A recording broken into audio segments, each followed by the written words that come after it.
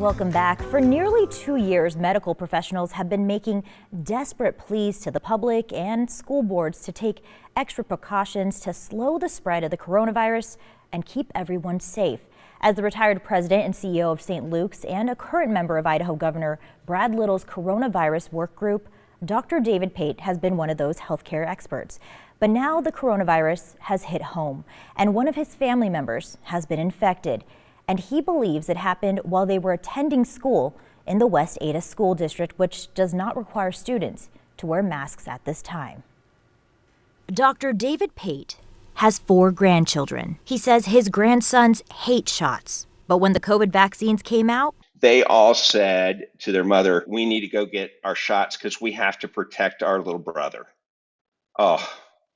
If only the adults acted that way. The youngest brother is 3 years old, not old enough to be vaccinated, and has medical problems. Dr. Pate says his youngest grandson and his son-in-law are now staying at a hotel after his oldest grandson, who was 8 years old, tested positive for COVID. Our job is to protect him, and I initially thought, well, I failed. He has tried to do the right things, and yet he got infected at school. Dr. Pate says his oldest grandson then passed the virus to one of his other brothers, and he's frustrated by what he calls a lack of action by the West Ada School District to protect children. West Ada has forced his parents to make the decision.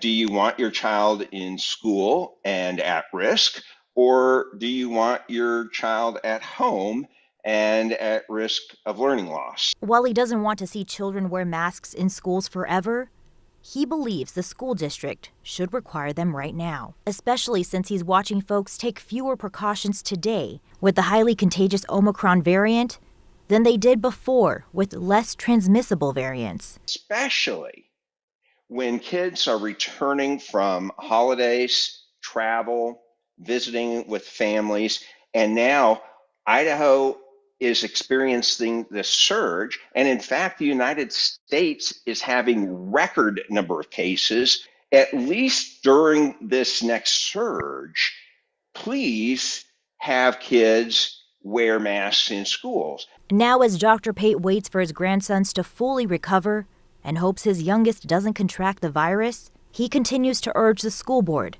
to take extra precautions to help protect any other students from getting COVID. They are doing this contrary to medical and public health advice, and this is all avoidable.